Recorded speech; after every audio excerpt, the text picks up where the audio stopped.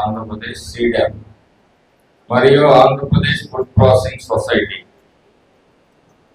ప్రధానమంత్రి సూక్ష్మ ఆహార శుద్ధ పరిశ్రమల క్రమబద్ధీకరణ పథకంపై మరి సభ్యులందరికీ అవగాహన కార్యక్రమం.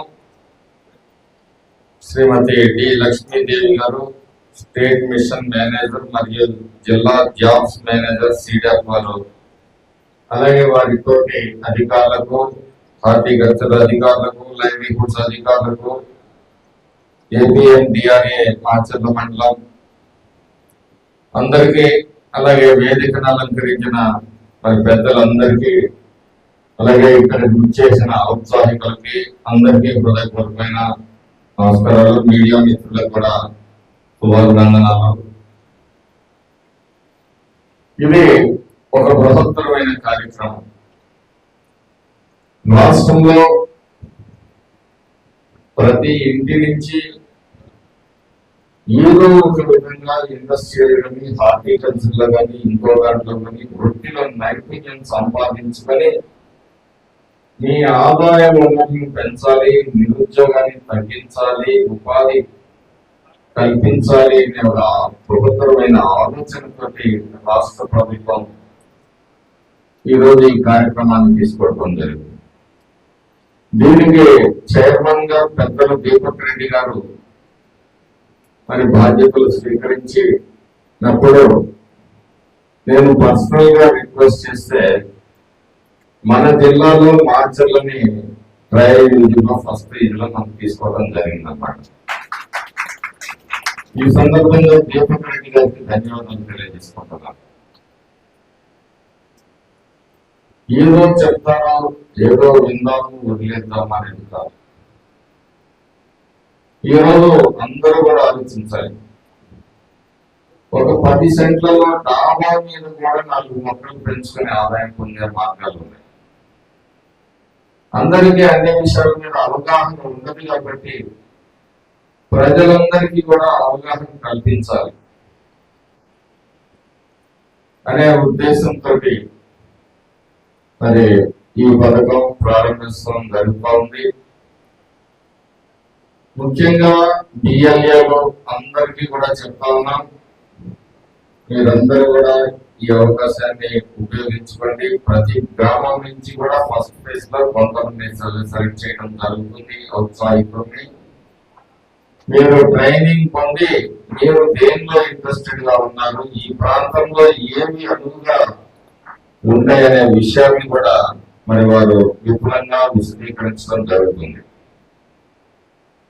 మన జీవితానికి ఉపయోగపడే ఒక అంశాన్ని శ్రద్ధగా వారు చెప్పింది విని మీరందరూ కూడా మరి అవసరమైతే వారు మరి అవసరమైన శిక్షణని వారు ఇస్తారు. దాన్ని కూడా తీసుకొని ఏ విధంగా మన కుటుంబాల ఆర్థిక అభివృద్ధికి మనం పని చేయగలుగుతాం అనే విషయాన్ని కూడా మీ అందరూ కూడా గ్రహించాలి.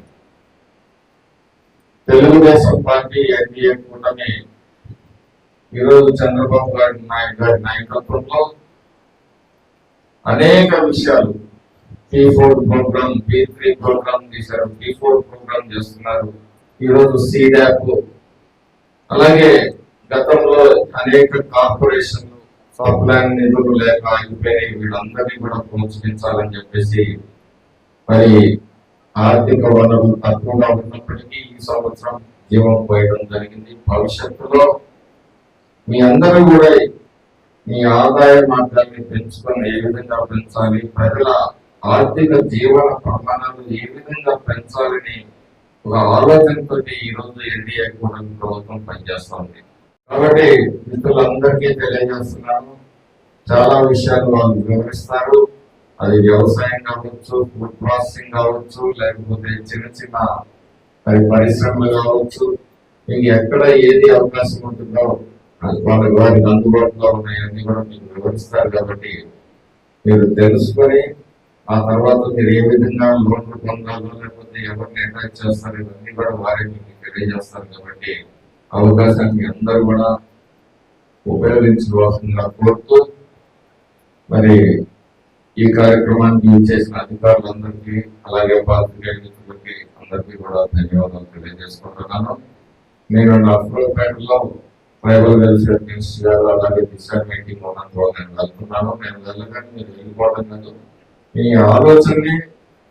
మీ ఆలోచన శక్తిని మీకు కొన్ని మార్గదర్శకాలని ఈ సమావేశం తెలియజేస్తుంది. కాబట్టి నేను వెళ్ళిపోగానే మీరు వెళ్ళిపోకుండా శ్రద్ధగా వారు చెప్పే విని ఈ అవకాశాన్ని ఉపయోగించుకోండి.